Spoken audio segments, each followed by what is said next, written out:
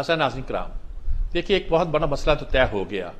Army chief اور chairman joint chief of staff committee کے chairman کا جو تھا تقرر تھا وہ بہت اٹکا ہوا تھا، اور لگتا تھا کہ ملک کی ساری سیاست آرمی چیف کے تقرر کے گرد گھومتی ہے. اس میں کئی سٹوریز تھیں، سچ تھیں، کیسی تھیں، جھوٹ تھیں، کیا تھی، بہت سی سٹوری چلتی تھی. بتایا جاتا تھا کہ کون کس کے حق میں نہیں ہے، کیوں نہیں ہے، اور اس کی وجہ کیا ہے، اس کا قصور کیا تھا، کیسے تھا. بہرحال یہ مسئلہ طے ہو گیا ہے. آرمی چیف ایک ایسا شخص آیا ہے جو شاید کہتے ہیں پاکستان کی تاریخ میں پہلا شخص ہے جو ایم آئی اے کا بھی ہیڈ رہا ہے اور آئی ایس آئی کا بھی ہیڈ رہا ہے، اور سور آف آنر جس نے حاصل کیا اور اس حیثیت سے وہ آرمی چیف بننے والا بھی پہلا شخص ہے.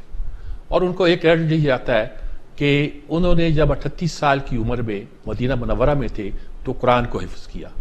کل میں نے کہا تھا اپنے ہی پروگرام میں اس میں کہ یہ تو ریاست مدینہ کے لیے بہت اچھی بات ہوئی. اب یہ سارے تقرر سب نے اس کو انڈورس کر دیا. کل کچھ لگا کہ صدر صاحب آ رہے ہیں، جا رہے ہیں، کچھ ہو رہا ہے، لیکن سب نے پہلے تجزیہ نگاروں نے کہہ دیا کہ وہ آ کے سائن کریں گے، اور یہ ایک جسے آپٹکس کہتے ہیں وہ ہے، اس سے زیادہ کچھ نہیں. بہرحال خوشی کی بات یہ ہے کہ تمام پولیٹیکل پارٹیوں نے نئے آرمی چیف کو انڈورس کیا ہے. حالانکہ شک تھا کہ اگر کوئی اعتراض ہوگا تو شاید انہی کے بارے میں ہوگا، نہیں ہوا. اچھا کیا، سب نے بہت عمدہ کیا. اب اس کے بعد اب دھرنا یا لانگ مارچ کا 26 تاریخ کے جلسے کی بات ہو رہی ہے. وہ کیا چلتی ہے، ملک کی سیاست آگے کہاں چلتی ہے، کدھر چلتی ہے، کیا جاتی ہے، کہاں جاتی ہے. فوج نے تو اعلان کر دیا کہ ہم سیاست میں حصہ نہیں لیں گے. یہ ساری وہ صورتحال ہے جس پر آج ہم گفتگو کریں گے.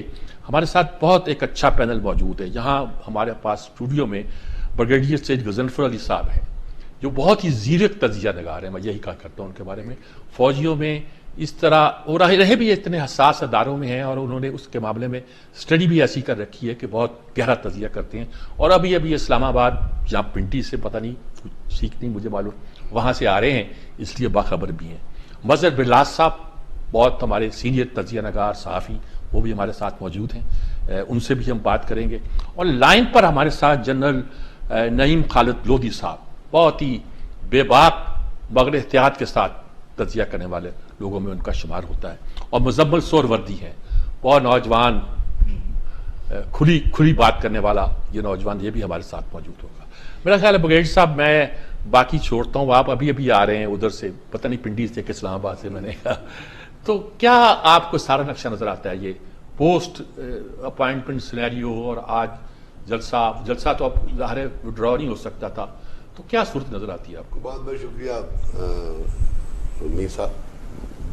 پنڈی ہونا یا لاہور ہونا موجودہ صورتحال کے حساب سے مطلب ہے کوئی ضروری نہیں ہے کہ آپ پنڈی میں ہو تو آپ کو چیزوں کا پتہ چلے.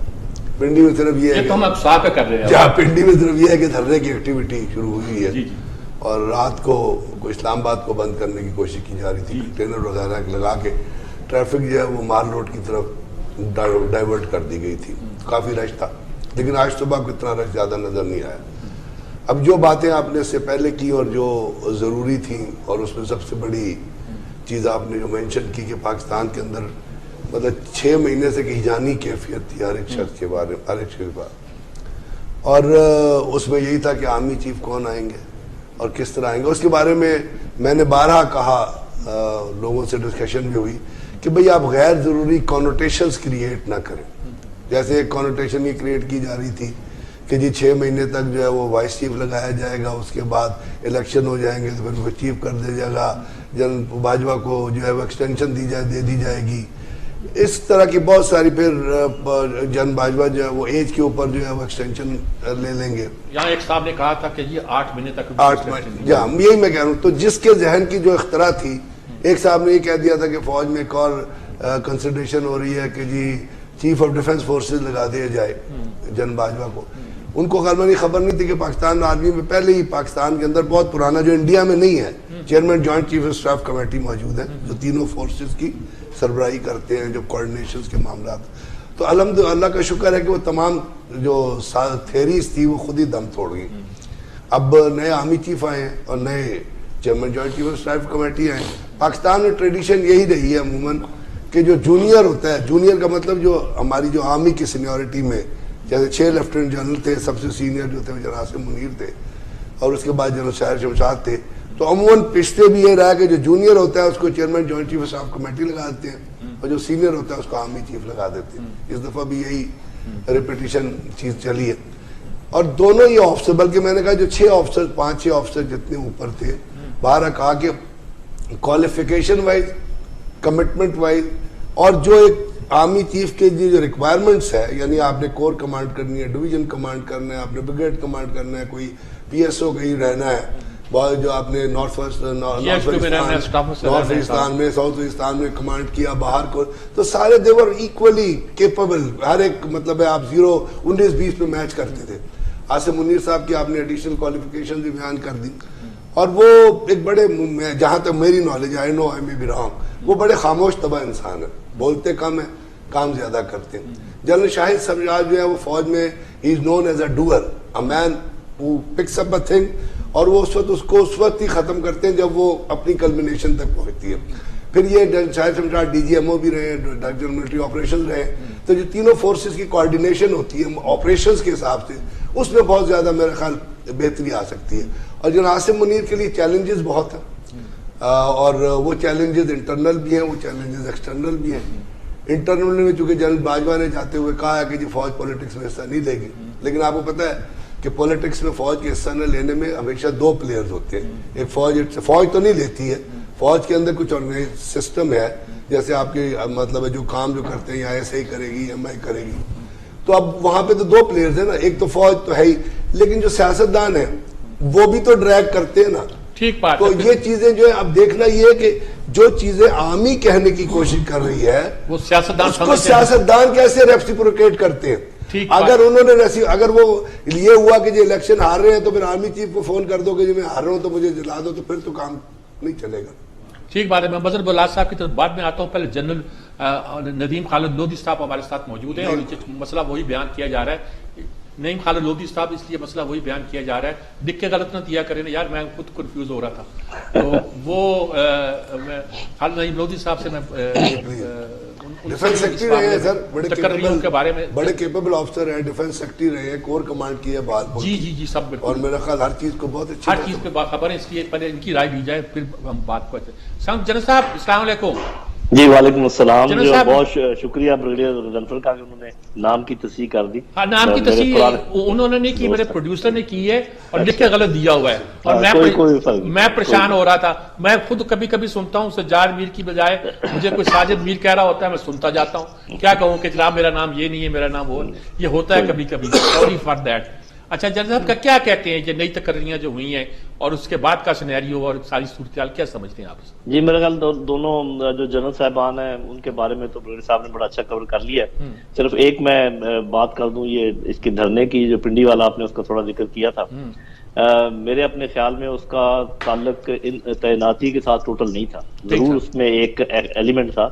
پنڈی میں آنے کی مین وجہ آپ کو پتا ہے کہ اسلام آباد فیڈرل گورنمنٹ کے انڈر ہے, پنڈی پنجاب گورنمنٹ کے انڈر ہے, تو پنڈی میں ان کے لیے آسانی ہے, وہ مین بات. اور پھر وہ ان کا جو مین مطالبہ ہے پی ٹی آئی کے, وہ اپنی جگہ موجود ہے, شفاف الیکشن, جلد الیکشن. تو میرا نہیں خیال, کچھ لوگ کہہ رہے ہیں جی اب کیوں دھرنا کر رہے ہیں, اب کیوں پنڈی جا رہے ہیں, کیونکہ تاثر یہ دیا تھا کہ آرمی چیف کے مسئلے پر بہت سنجیدہ ہیں, وہ تاثر دیا تھا. جی سنجیدہ تھے, لیکن میں تھوڑا سا کریڈٹ لینا چاہوں گا اگر آپ اجازت دیں. میں نے ایک بہت ہی کمپریہنسو میسج جو ہے صدر پاکستان اور عمران خان صاحب کے لیے کیا تھا کہ یہ گولڈن موقع ہے آپ کے لیے اس برج کو دوبارہ, ٹوٹے ہوئے برج کو بنانے کا اور آرمی کے ساتھ تعلقات اچھا کرنے کا. پتہ نہیں اس کا کتنا اثر لیا ہے, لیکن بڑا اچھا ہو گیا کہ وہ ہو گیا. اس کو تو ہم یہاں چھوڑتے ہیں. جو چیلنجز ہیں نئے آرمی چیف کے لیے وہ بڑے گمبھیر ہیں, اور 3 کا میں ذکر کر دیتا ہوں. ایک کا تھوڑا سا بائی دی وے ذکر کیا بریگیڈیئر صاحب نے. ایک تو یہ کہ آپ کو دوبارہ عوام کی ایک ایسا سیکشن موجود ہے جس نے کہ کوئی اچھا کام نہیں کیا, اور فوج اور عوام کے ایک سیکشن کے درمیان خلیج پیدا ہوئی, اس کو ٹھیک کرنا ہے. یہ ایک حقیقت ہے, کوئی مانے یا نہ مانے, سوشل میڈیا کو دیکھ لیں, مین میڈیا کو دیکھ لیں, بہت سے لوگ بہت کچھ کہہ رہے تھے, اور وہ فوج کو ایز انسٹیٹیوشن بھی کچھ لوگ لپیٹ رہے تھے. سارے جرنیلوں کے خلاف بات چیت ہو رہی تھی, حالانکہ سب انگلیاں جیسی تو نہیں ہوتی, مگر اینی وے. اس کے علاوہ یہ امپریشن اب اچھے طریقے سے فوج کو دینا پڑے گا کہ تمام پولیٹیکل پارٹیز کے ساتھ ان کا رویہ ایک سا ہے, کیونکہ یہ بھی بعض اوقات ایسا امپریشن ملتا تھا کہ تنقید کسی کی برداشت کر لی جاتی تھی, کسی کی برداشت نہیں کی جاتی تھی. اور جوابی تنقید کسی ایک پر ہوتی تھی، کسی پر نہیں ہوتی تھی. اب جو میں باتیں کر رہا ہوں یہ اس کو کوئی تردید نہیں کر سکتا، یہ مطلب یہ کہ فیکٹس ہیں. اب جو ان کے یہ پہلا ہے کہ جی عوام کے ساتھ دوبارہ جڑیں، عوام کی اس کے بغیر جب تک پشت پناہ نہ ہو وہ تو کوئی فوج اچھے طریقے سے لڑ نہیں سکتی، اور اگر نیوٹرلٹی شو کرنی ہے تو سب کے ساتھ ایک ساتھ سلوک کرنا ہوگا، اچھا سلوک کرنا ہوگا. دوسری چیز یہ ہے کہ یہ چونکہ بڑا خلفشار چل رہا تھا، پولیٹیکل لوگوں کا بھی دھیان نہیں تھا اس طرف. ہماری فارن پالیسی بالکل جامد، ہماری ڈیفنس پالیسی بالکل جامد، ہمارے سیکیورٹی کے معاملات بالکل جامد. ان کو دوبارہ ڈی فریز کرنا ہوگا. تحریک طالبان پاکستان سر اٹھا رہی ہے، افغانستان کے حالات ٹھیک نہیں ہوئے ہیں.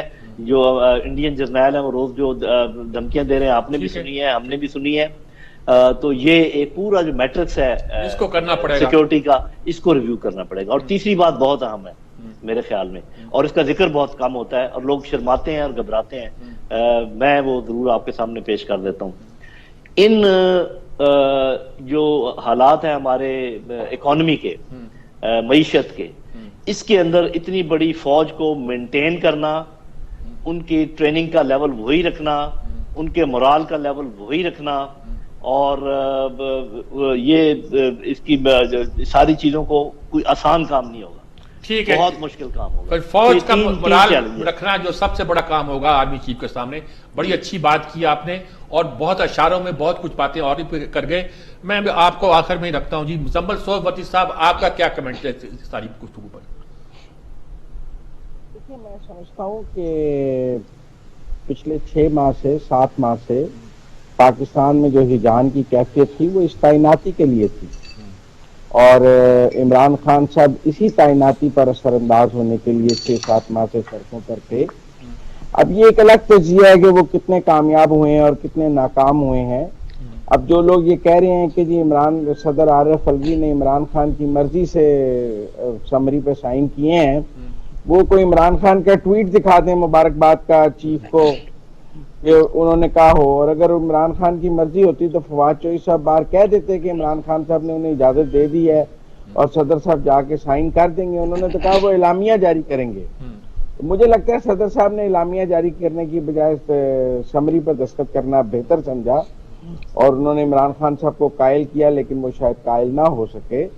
لیکن پھر بھی جو ہجان تھا وہ اس تعیناتی کے حوالے سے تھا، اور میں سمجھتا ہوں کہ کافی جو ہے وہ گرد بیٹھ گیا ہے. کچھ لوگوں کا خیال تھا کہ اسی تعیناتی کے بارے میں تھا، اسی تعیناتی کے بارے میں تھا، اور جو ہو گئی ہے، جو تعینات ہوئے ہیں انہیں ہی روکنے کے حوالے سے تھا. دیکھیں نا، انہیں ہی روکنے کے ٹھیک ہے. اشارے جنرل صاحب نے اشارے کیا، آپ بھی اشارے کر رہے ہیں، ٹھیک ہے، اشاروں میں بات کرتے ہیں. ٹھیک ہے نا. تو اس لیے میں سمجھتا ہوں کہ اب ایک تو یہ ہے کہ پہلے جو ماحول تھا وہ یہ تھا کہ جی جانے والے کے پاس ٹائم کم تھا، 6 ماہ تھے، کاؤنٹ ڈاؤن تھا. اب جو آیا ہے اس کے بعد پورا ٹینیور ہے 3 سال کا، لہذا everyone will have to behave, اور میرے خیال میں بیہیو شروع بھی ہو گیا ہے کل سے. بہت سارے لوگوں کا سافٹ ویئر اپڈیٹ نظر آ رہا ہے ہمیں، اور بہت سارے لوگ جو ہیں وہ اب ہمیں اپنا جو سمت ہے وہ ٹھیک بات آپ کی، بالکل ٹھیک بات آ گئی. مطلب بلا صاحب، ساری آپ نے مذہب سہروردی کی بات بھی سنی، جنرل صاحب کی بات بھی سنی، بریگیڈیئر صاحب کی بات سنی. اب کیا کہتے ہیں آپ؟ ہم لوگ تو پھنسے ہوئے ہیں.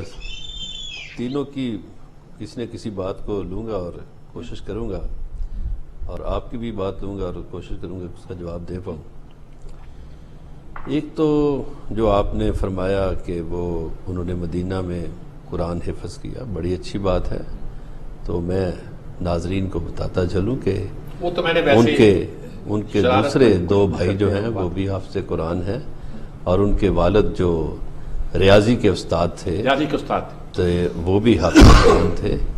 اور یہ ایک اچھا مذہبی گھرانہ ہے. ڈیری حسن آباد میں رہتے تھے، لیکن بنیادی طور پر یہ گھرانہ جہلم کا ہے.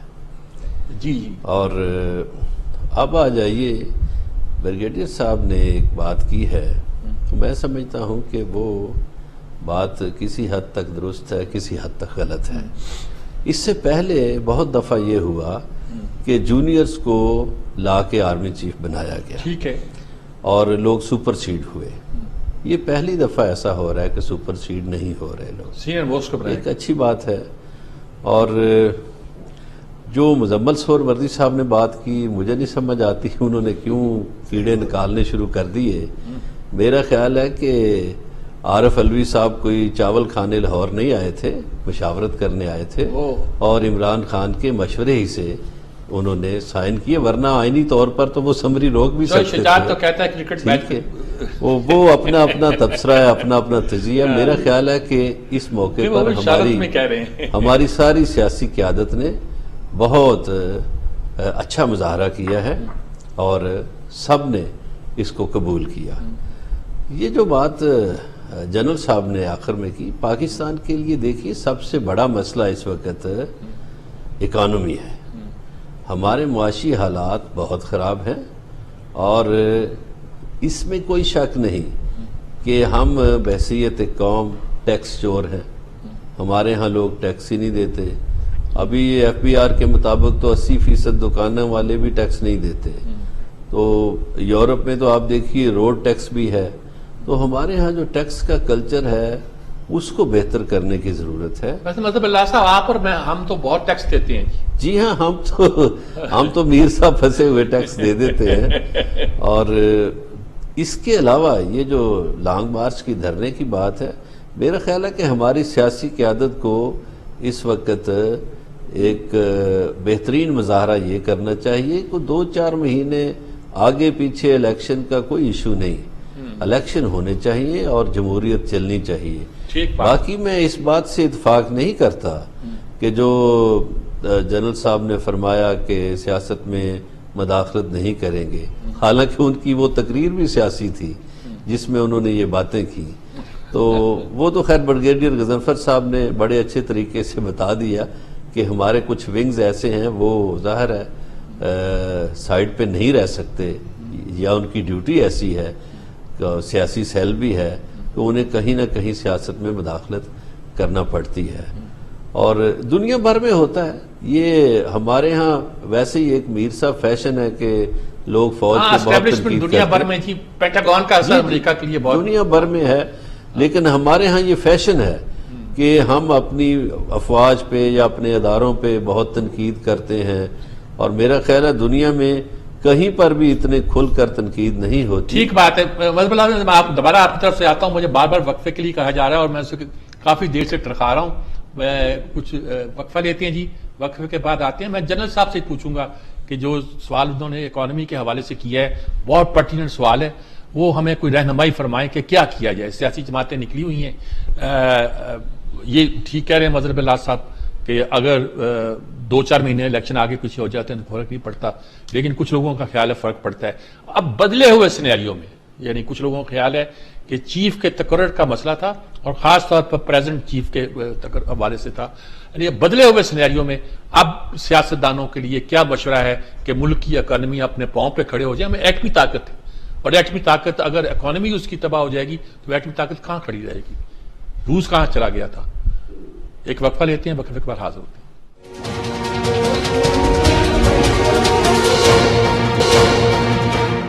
جی پہلے بڑی اہم بات کی تھی ہمارے جنرل خالد نعیم لودھی صاحب نے, بہت امپورٹنٹ بات کی تھی کہ ہماری اکانومی جو ہے ہمارے لیے بہت امپورٹنٹ. اگر ہم سیکورٹی چاہتے ہیں تو اکانومی کو مضبوط کرنا پڑے گا. اور میرے خیال میں کچھ لوگ کہتے ہیں کہ اکانومی کو مضبوط کرنے کے لیے سیاسی استحکام بھی ضروری ہے. پتہ نہیں, مجھے تو جنرل صاحب سے پوچھتے ہیں وہ اس بات کی اگر کچھ وضاحت کرتے ہیں اور اسی انداز میں جس محتاط انداز سے انہوں نے پہلے باتیں کی تھی تو شاید بہت سی باتیں سمجھ آ جائیں. بہت شکریہ جی. میں معیشت دان تو نہیں ہوں, اس لیے جو اس کی موشگافیاں ہیں اکانومی کی اس پہ بات نہیں کر سکوں گا, لیکن جنرلی چونکہ میں فوج میں بھی رہا ہوں, حکومت میں بھی رہا ہوں, بلکہ ایک ادارہ بھی چلاتا رہا ہوں سعودی فرٹیلائزر, تو اتنا مجھے آئیڈیا ہے کہ جو پولیٹیکل اسٹیبلٹی ہوتی ہے وہ آپ کی جو مارکیٹس ہیں, آپ کا جو اتار چڑھاؤ ہے ڈالر کا اور جتنی چیزیں, ان پہ سخت امپیکٹ کرتی ہے. ٹھیک ہے. اور اس وقت اس میں کوئی شک نہیں ہے, کوئی یہ نہیں کہہ سکتا کہ جی یہاں پر پولیٹیکل اسٹیبلٹی ہے. اور یہ سہروردی صاحب اس پر بعض تبصرہ کرنا چاہیں کہ جیسے یہ حکومت چل رہی ہے, جتنے پارٹیوں کا یہ ملغوبہ ہے اور جو اس کے اوپر پریشرز آ رہے ہیں عمران خان کی طرف سے, یہ چاہے پورا ٹینیور بھی گزار لے, یہ اکانومی کا بال بھی میرے خیال کچھ نہیں کر پائیں گے. اور کچھ ہو بھی نہیں رہا. آج تک بس یہی بات، جب جس چینل پر جاؤ وہ ایون فیلڈ فلیٹ یاد کراتے ہیں، یہ توشہ خانہ یاد کراتے ہیں، لوگوں پر کیا بیت رہی ہے بہت کم اس کی بات چیت ہوتی ہے. اور پھر کوئی ایسے ڈراسٹک میجرز نہیں لیے گئے جن کو ایمرجنسی میجرز کہتے ہیں کہ جی جس سے اکانومی کا تھوڑا سا سہارا ملے. مثال کے طور پہ جو پرکس اینڈ پریویلیجز ہیں بڑوں کے وہ اتنے ہی ہیں یا شاید بڑھ گئے ہوں. جو مزدوروں کا منیمم ویج ہے وہ ایک جگہ پر کھڑی ہے، اوپر سے ذرا نیچے لانے کی ضرورت ہے، نیچے والوں کو ذرا اوپر لے کر جانے کی ضرورت ہے. اس کے علاوہ کچھ بہت سارے ایسے میں سمجھوں گا اسائڈ سے ریلیٹڈ امپورٹس ہیں وہ ابھی بھی چل رہی ہیں. کسی نے ان کو روکا نہیں ہے یا روکنے کی کوشش کی ہے تو وہ روک نہیں پائے ہیں. تو کوئی ایسا اقدام جو کہ پبلک کی ڈومین میں ہو، جو ہمیں ایز اے لے مین بھی نظر آئے کہ جی ایک ایسا اقدام اٹھایا گیا جس سے اکانومی واپس آنے کے امکانات ہیں، وہ نہیں. یہ جو بہت بات کرتے ہیں کہ جی اکانومی تو ساری تباہ ہوئی ہے عمران خان کے زمانے میں، تو ان کا جتنے اعداد و شمار آ رہے ہیں وہ تو یہ نہیں بتا رہے. تو مجھے ایسے لگتا ہے کہ جیسے کوئی یہ کہے جنرل صاحب کچھ لوگ کہتے ہیں سن 16 سے خراب ہونی شروع ہوئی ہے جب انٹرفیو کیا گیا. میں نے بتایا نا جی، میں تو اس کا ماہر نہیں ہوں، لیکن اتنا مجھے لگا ایسے کہ جی یہ چونکہ درخت گرنے والا تھا لہذا میں نے اس کو کاٹ دیا. یہ کون سی بات ہے بھائی؟ جی ڈی پی گروتھ 6% پہ جا رہی، گرنے دیتے نا آپ نے، یہ گلے میں توک ڈال کر کیا حاصل؟ وہ تو جنرل صاحب -1 جانے کے بعد اگر 6% بڑھ جائے تو وہ تو کوئی بڑھنا نہیں ہوا نا. جی تو یہ جو گلے میں کانٹوں کا ہاتھ ڈالا ٹھیک بات ہے، ٹھیک بات ہے، آپ ٹھیک فرما رہے ہیں کہ جی ہم نے نیشنل انٹرسٹ کے لیے ڈالا ہے، بنیادی طور پہ اپنے مقدمے ختم کیے ہیں، ووٹنگ کا طریقہ کار ختم کیا ہے، باہر کے لوگوں کو ووٹنگ نہ کرنے کے معاملات ہیں، اور ادروائز 1-2 لوگوں نے جیلوں میں ہونا تھا.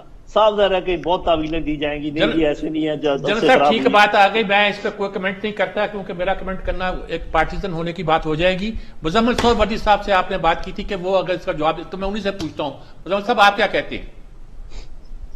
دیکھیں بات یہ ہے کہ 4 سال عمران خان صاحب کی حکومت رہی ہے، وہ اس ملک میں کوئی ٹیکس ریفارم لا سکے ہیں، وہ کسی ایک کو سزا دے سکے ہیں. انہوں نے کوئی ایک نئی احتساب عدالت بنائی تھی، انہوں نے احتساب کے قوانین کو مضبوط کیا کہ کمزور کیا. سپریم کورٹ کے جو نیب کے حوالے سے فیصلے تھے، کیا عمران خان نے ان کی روشنی میں کام کیا احتساب کے اوپر؟ وہ تو اپنا آج وہ کہتے ہیں جی اس ریئل اسٹیٹ سب سے بڑا مافیا، اس کو انہوں نے ایمنسٹی دیے رکھی. یہ ایمنسٹیاں دے کر ملک چلانے کو آپ کہتے ہیں کہ جی بڑی احتساب اور شفاف حکومت تھی جس نے 4 سال ایمنسٹیاں دی رکھی اور ایمنسٹیوں سے ملک چلا لیا. اور اگر آپ نے عالمی معاہدے توڑ کر اپنا کوئی نیریٹو بنانا ہے اور اپنی پاپولیرٹی بنانی ہے کہ آپ نے دیکھا کہ اب تو میں گرنے لگا ہوں، میں پیٹرول اور بجلی سستی کر دوں، IMF کا معاہدہ ٹوٹتا ہے تو ٹوٹ جائے، پاکستان جاتا ہے بھاڑ میں جائے، میری سیاست بچنی چاہیے. اگر جنرل صاحب کو یہ بہت اچھی طرز سیاست لگتا ہے کہ آپ نے جس IMF کے معاہدے پہ سائن کیا ہو آپ اپنی حکومت جاتی دیکھ کر اسی کو توڑ دیں اور کہیں کہ نئے آنے والے جانے اور ان کی قسمت جانے، میں تو اب جا رہا ہوں، لہذا مجھے اس پورے پاکستان کو ایک تباہی کی طرف دھکیل کر جانا چاہیے تاکہ اگلوں کو مشکلات ہوں گی تو وہ بڑی مشکل میں رہیں گے. اگر ہمارے سینسیبل لوگ بھی اس کو نظر انداز کریں گے کہ کس نے IMF کی ڈیل توڑی، کس نے جس وقت اپنی ووٹ 4 سال آپ قیمتیں بڑھاتے رہے، کمپیریزن انٹرنیشنل مارکیٹ سے آپ کا اوپر رہا، جیوں ہی ووٹ آف نو کانفیڈنس آیا آپ نے سب کچھ نیچے کر دیا. پھر سائفر والا معاملہ ہے، دیگر معاملے ہیں، اس سے پاکستان کو کتنا نقصان ہوا، اس پر بات ہونی چاہیے.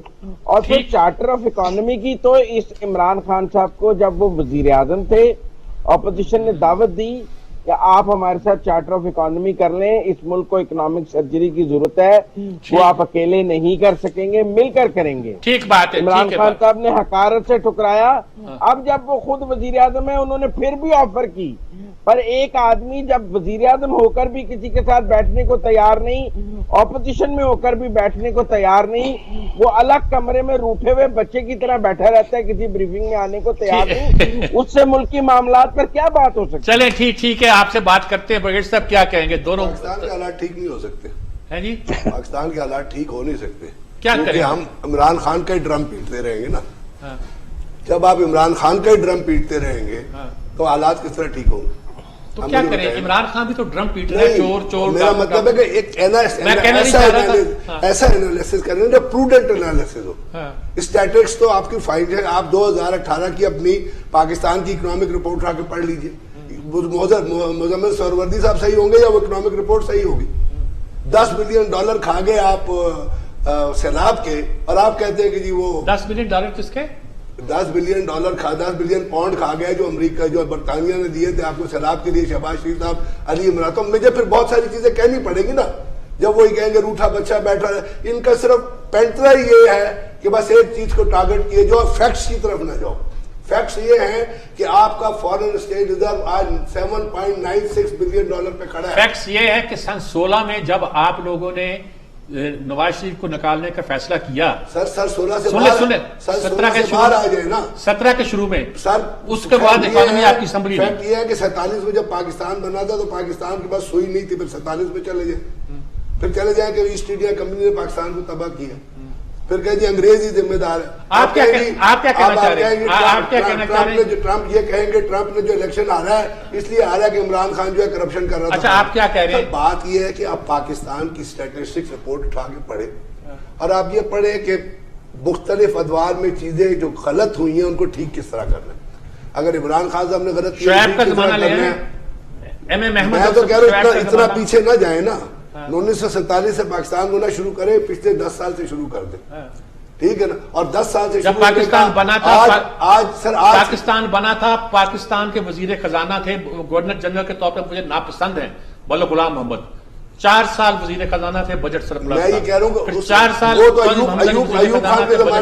ایوب خان کے زمانے میں آپ کا کوریا جو ہے آپ کا ڈیولپمنٹ ماڈل لے کے گیا تھا. اب ہم ایوب خان کو گالیاں دیتے ہیں. ایوب خان نے منگلا ڈیم بنایا، ایوب خان نے تربیلا ڈیم بنایا. کچھ آپ میری رہنمائی میرا مطلب میں بیلنس کرنے کے لیے بات کر رہا ہوں، ورنہ میرا اس وقت گزارش یہ ہے کہ میں سمجھتا ہوں کہ سہروردی صاحب نے ایسے ہی بات عمران خان کی طرف موڑ دی. پتہ نہیں ان کی چھیڑ ہے عمران خان. ہم بات پاکستان پہ کر رہے ہیں. حالات یہ ہے اگر ہم اس کی بات کریں تو میں نام لیے بغیر یہ باتیں کروں گا کہ اس رجیم چینج آپریشن سے پہلے 6% پہ گروتھ ریٹ تھا. ہماری جو اوورسیز پاکستانی پیسے بھیجتے تھے وہ بھی زیادہ تھے. مہنگائی بھی یہ نہیں تھی.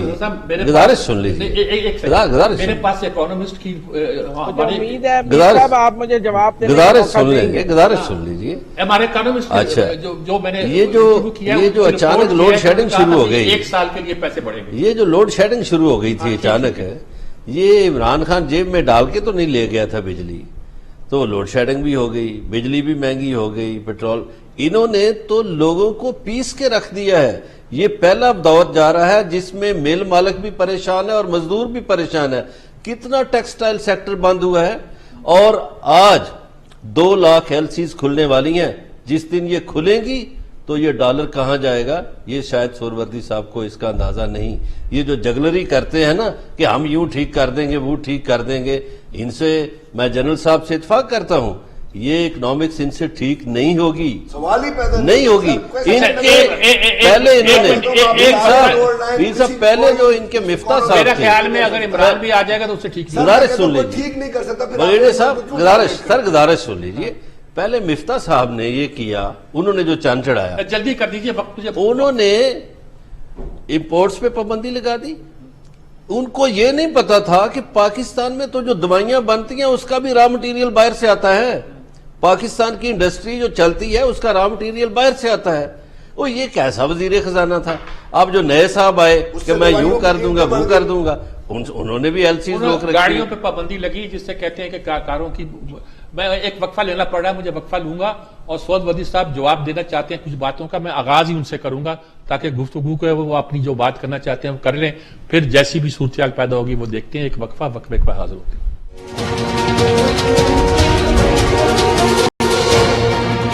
جی ناظرین کرام آپ سن رہے ہیں. مزمل سہروردی صاحب میں آپ سے ہی پہلے آغاز کرنا چاہتا ہوں. ساری صورتحال جو ہے آخر میں ایک طرح سے آپ کے خلاف ایک قصہ پیدا ہو گیا ہے. میں چاہتا ہوں آپ وضاحت کر دیں جتنا مختصر لفظوں میں کر سکیں بہتر ہے کیونکہ وقت بہت کم ہے ہمارے پاس.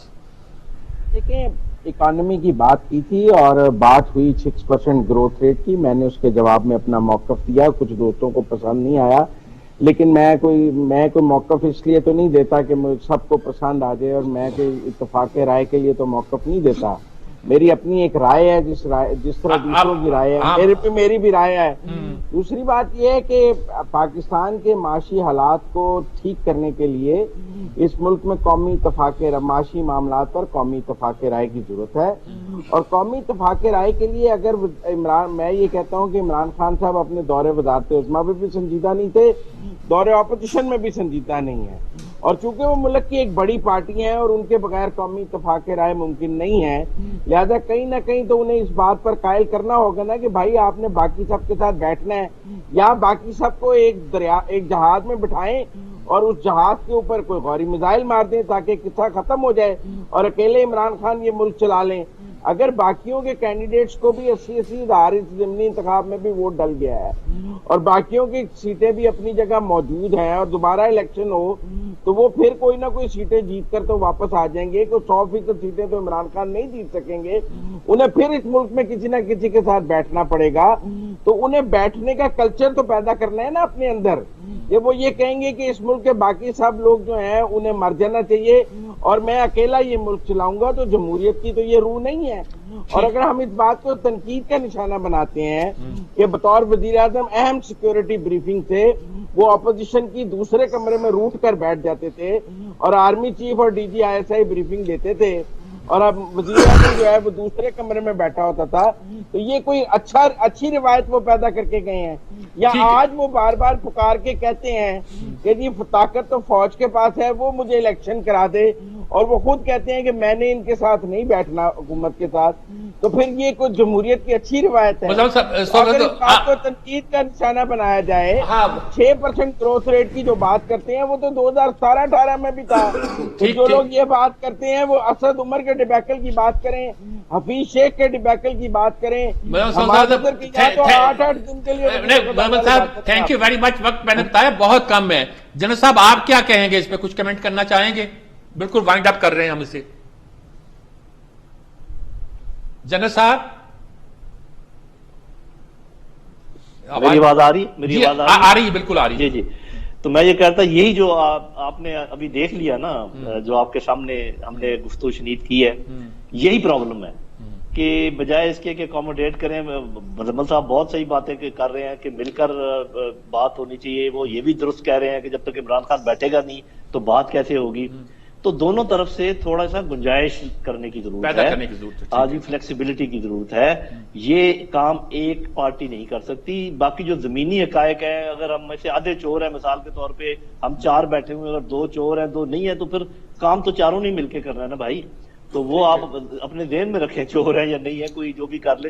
تو میرا خیال ہے کہ یہ مل جل کر کرنے کا کام ہے، پروفیشنلز کو اندر لے کر آئیں، اکانومی کے پروفیشنلز، آپ کے فورن پالیسی کے تو ویسے آپ کی جو فورن پالیسی کے لوگ ہیں وہ اچھے پروفیشنلز ہیں، تو یہ مل کر کام ہوگا، الگ الگ نہیں ہو پائے گا، اور اگر ایسے نہیں ہو سکتا تو پھر ایک کلیئر مینڈیٹ والی پارٹی کو آنا چاہیے۔ یہ چوچو کا مربع جو ہے نا یہ کام نہیں کر سکتا، آپ ایک کلیئر کٹ مینڈیٹ لیں، دوبارہ انتخابات کرائیں، بھلے آپ ذرا آگے یا پیچھے کر لیں، یہ بار بار کہنا کہ ہمیں اپنا ٹینیور پورا کرنے کا حق ہے، چاہے ملک جائے بھاڑ میں، ٹھیک ہے، یہ پھر بہت سیاسی پہلو آ جاتے، کیا کہیں گے آپ اس؟ اچھا میں بالکل مختصر کہوں گا، مختصر بات بالکل۔ سہروردی صاحب بڑے قابل احترام ہیں، جنرل صاحب بھی اور بریگیڈیئر صاحب بھی، آپ بھی، لیکن گزارش یہ ہے، میں تو عمران خان تو چھوڑیے، میں ایسے چوروں کے ساتھ بیٹھنے کو تیار نہیں جو یہ کہیں کہ 50 کروڑ سے کم کرپشن جائز ہے، جو یہ کہیں کہ ہمارے بیوی بچوں کو کوئی نہ پوچھے، میں تو ایسے چوروں کے ساتھ، دیکھیے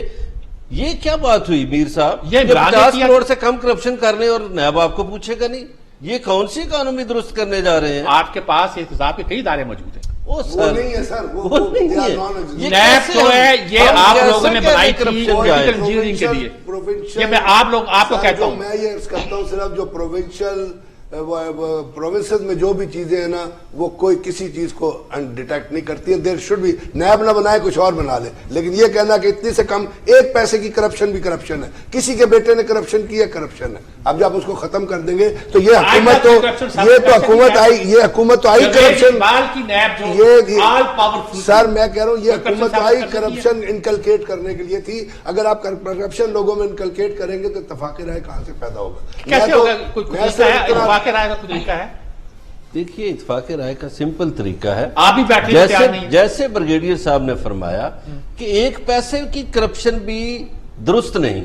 اس پہ کیوں نہیں آتی یہ پارٹیاں؟ انہوں نے مل کے کون سی قانون سازی کی ہے؟ یہی کی ہے نا کہ بھائی کرپشن جائز ہے. نیب کے آدھے کیسز ختم قانون کیے. جو آرڈیننس کے ذریعے عمران نے پاس کر دیے تھے. سر کیا ہم یہ نہیں کر سکتے کہ ایک آپ کی اکانومی کنسرن ہے نا، جیسے جنرل صاحب نے کہا، برا صاحب، ہم ایک ورکنگ گروپ صرف اکانومی اسپیسیفک بنا لیں. میں یہ سمجھتا ہوں اس وقت جب آپ کا فورن ایکسچینج ریزرو صرف سنگل ڈیجٹ میں آیا ہے، آپ کے بینکوں کے پاس صرف 5.96 کروڑ 13 ارب روپے، صرف آپ کے 13 ارب ڈالر موجود ہے. ایک ورکنگ گروپ اس وقت بنانا چاہیے. باجوہ صاحب نے کبھی کہا کہ جی اکانومی کنسرن ہے.